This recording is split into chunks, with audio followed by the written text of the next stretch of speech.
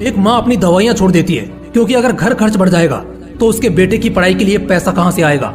एक बाप अपनी नई कमीज लेना टाल देता है क्योंकि वो अगर यहाँ पैसे खर्च कर देगा तो इस महीने उसके बेटे की ट्यूशन फीस कहाँ से भरी जाएगी। बड़े खुशकिस्मत होते हैं वो लोग जिनकी जिंदगी में माँ बाप होते हैं, जिन्हें माँ बाप का प्यार मिलता है। वो माँ बाप ही होते हैं जो आपकी खुशी के लिए अपनी खुशियों का भी गला घोट देते हैं, समझौता कर लेते हैं। सुबह तुम्हारे स्कूल जाने की जल्दबाजी में माँ के हाथ जल जाते होंगे चूल्हे पर खाना बनाते वक्त, मगर कभी वो अपना दर्द बयान नहीं करती क्योंकि उसे तुम्हें पढ़ाना है। तुम्हारे पिता, क्या लगता है तुमको, हर रोज सवेरे जब तुम बादशाह की तरह अपने सपने में व्यस्त होते हो उस समय तुम्हारे पिता काम पर निकल जाते हैं, ठीक से नाश्ता भी नहीं करते और चैन की नींद तो बस यही सोचकर कुर्बान कर देते हैं कि बस कुछ समय की बात है, अपने बेटे को पढ़ा लेंगे तो कल आराम से बैठकर जिंदगी एंजॉय करने का मौका मिलेगा। माँ की आंखों में अभी भी वो ख्वाब है कि कब उनका बेटा उनके अरमानों को पूरा करेगा, कब उनकी उम्मीदों पर खरा उतरेगा। एक पिता भले ही घर पर बेटे को डांट लगाता है लेकिन उससे प्यार भी कितना करता है ये तो बस एक पिता का दिल ही जानता है। शायद अभी मुंह पर ताने जरूर देते हो लेकिन चाहे तुम कितनी भी निकम्मी औलाद रहो, तुम्हारे पिता फिर भी 4 लोगों में यही कहेंगे कि नहीं, मेरा बेटा मेरी शान है, मुझे उस पर गर्व है।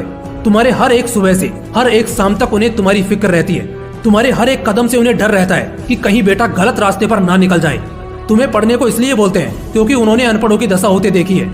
तुमने अभी तक शायद जो पाया भी नहीं है उससे ज्यादा वो गंवा चुके हैं, इसलिए उस खौफ से वो तुम्हें पढ़ाना चाहते हैं, एक सफल आदमी बनाना चाहते हैं। लेकिन आप क्या कर रहे हो, बस उन्हें नए नए बहाने दिए जा रहे हो, नए नए तरीके खोज रहे हो कि कैसे उन्हें बेवकूफ बनाया जाए, नई नई बदमाशियों का हिस्सा बन रहे हो। लेकिन एक आदत अभी भी पुरानी ही बना रखी है, वो है पढ़ाई से भागने की आदत। माँ अगर पढ़ने को बोलती है तो चिल्लाते हो और अगर पापा बोलते हैं तो गुस्से को मन में दबा लेते हो। लेकिन आज तुम उन्हें गलत साबित नहीं कर रहे हो बल्कि अपने आप को गलत साबित कर रहे हो, अपनी पूरी जिंदगी उजाड़ रहे हो। तुम्हारे पीछे कईयों की बहुत कुर्बानियां हैं। तुम्हें शायद मालूम भी नहीं होगा कि इस साल की फीस भरने के लिए तुम्हारे पिताजी ने कितने ही लोगों के सामने अपने आत्मविश्वास को दांव पर लगाकर कर्ज लिया है, वो भी एक भारी ब्याज के साथ, सिर्फ इसलिए ताकि तुम्हारी इस साल की स्कूल फीस टाइम पर भरी जाए और तुम्हें इससे कोई डिस्टरबेंस ना हो। उस कर्ज को और उस कर्ज के ब्याज को चुकाते चुकाते एक बाप की दाढ़ी सफेद होने लगती है। चूल्हे पर जलते जलते और अपनी आंखों में अपने बेटे के उज्जवल भविष्य को देखते देखते उस माँ की आंखें भी अब कमजोर होने लगती हैं। लेकिन इससे उनके बेटे को क्या ही फर्क पड़ना है। नहीं, मुझे बताओ, क्या तुम्हें इससे कोई फर्क पड़ेगा? नहीं ना। बस और क्या चाहिए?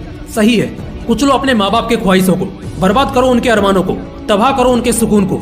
एक दिन तो पता चलना ही है कि तुम उनके पढ़ाई के पैसों में आग लगा रहे थे क्योंकि तुम्हें पढ़ाई तो करनी ही नहीं थी।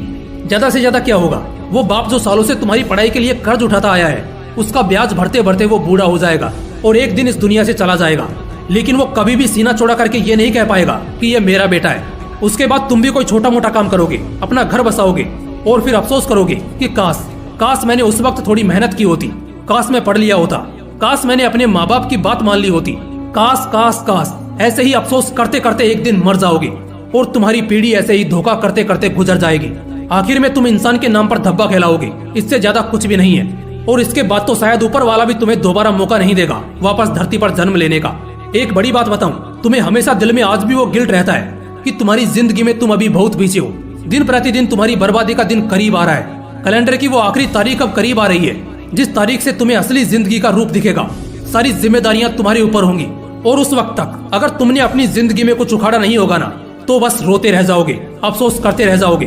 तो मेरे दोस्त, कईयों के ताने और 2-4 के दीवाने होना ही जिंदगी का सार नहीं है। अभी भी वक्त है, बदलो अपनी सोच को, चल दो एक नई राह पर।